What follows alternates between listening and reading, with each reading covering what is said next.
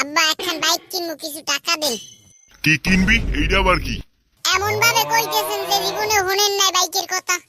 না, মুই জীবনেও বাইকের কথা শুনি নাই, এই তোর দাঁড়ি ফার্স্ট শুনলাম। কারণ মগর জবানা এরম বাইক থেকে এরমের কিছু আসেলে না।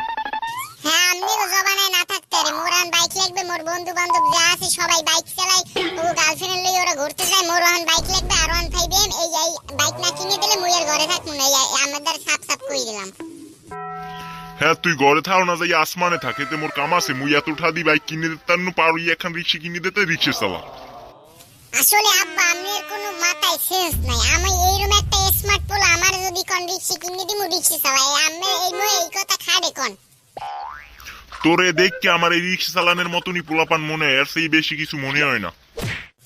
আব্বা আমি আমার চিনতে পারলেন না আমি কি? আমি এখন রানা মাস্তানের লগে খাই, ঠিক আছে? আমি যে কত লেভেলের বড় একজন মাপের মানুষ আপনি এখনো জানতেন না। যেদিন আমার আড়াইয়ে লাইবেন সেদিন আপনি ঠিকই জানবেন।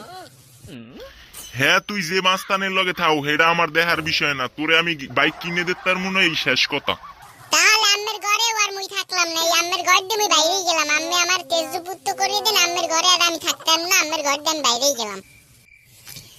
আর আমি এত বড় একজন মাপের মানুষ, আব্বাই আমার কোনো দামই দিলে না। একদিন ঠিকই বড় এই আব্বার সামনে আই দেখাই দিমু আমি কি জিনিস। এখন বড় যে ওমু, বড় যে কেমনি ওমু, একটা বুদ্ধি বাইর করতে হবে। রানা মাস্তানের লগে থাইকে আমার পোষাইতেছে না, আমার বেতন টেতনও তেমন দেয় না, আমার একটা কিছু করতেই হইবে। রানা মাস্তানের তো একটা মাইয়া আছে, ওই মাইয়াটা যদি একদিন বিয়েই হতে পারি হলে তো আমি একেবারে ধনী হয়ে যাবো। আব্বাই দেখকে তুই এককালে অবাক হয়ে যাবে। এই সময় কোনো দেখো আমি কি এখন দেখছিল। যাই তাড়াতাড়ি রানা মাস্তানের দ্বারা যাই, দেই এর মাইয়েরা আমার লাগে বিয়ে দেয় নাই।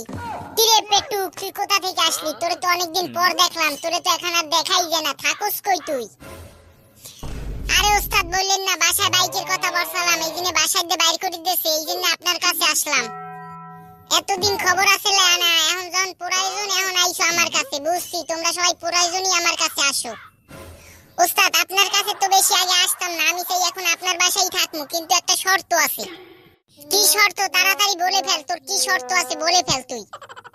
ওস্তাদ আমি চাই আপনার বোনদের আমার সাথে বিয়ে দেন, তাহলে আমি অল্পতেই অনেক বড় লোক হয়ে যেতে পারবো, আর আব্বারেও দেখাই দিতে পারবো আমি বড় হয়ে গেছি। কি বললি তুই এইটা? তুই যেটা বললি কেমনে? তোর এত বড় সাহস হয় কেমনে? তুই আমার সাথে থাইকা আমার বোনের বিয়ে করতে চাস? আরে ওস্তাদ আমি তো বড় হই আপনার সাথেই থাকবো, আমি তো আর বাসায় থাকবো না, আমি তো আপনার সাথেই থাকবো। ধরবেন আপনি আমার ভাইয়ের মতোই থাকবেন, সমস্যা কি আপনার বোনের আমার কাছে দিতে? না, এটা কোনোদিনই সম্ভব না, এটা জীবনেও হবে না। আরে ওস্তাদ এটা কেমনে সম্ভব না? আপনার বোনেও আমাকে ভালোবাসেন, আপনার বোনের কাছে যাই জিগান, আপনার বোনেও আমাকে ভালোবাসে।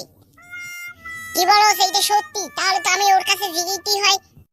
আরে ওস্তাদ এইসব জিনিস আর জিগান লাগবে না, আপনি এই বিয়ার সম্বন্ধ একেবারে পাকা করে ফেলেন, তারপর সব জিগাইবেন। আমি তুই যখন বললি আমার বোন তোকে ভালোবাসে, তাহলে পাকাই করে ফেলি, তাহলে তোর সাথে আমার বোনের বিয়ে দেবো, ঠিক আছে? তুই আমার বোনের বিয়ে করবি না, সমস্যা নাই, তুই চিন্তা করিস না।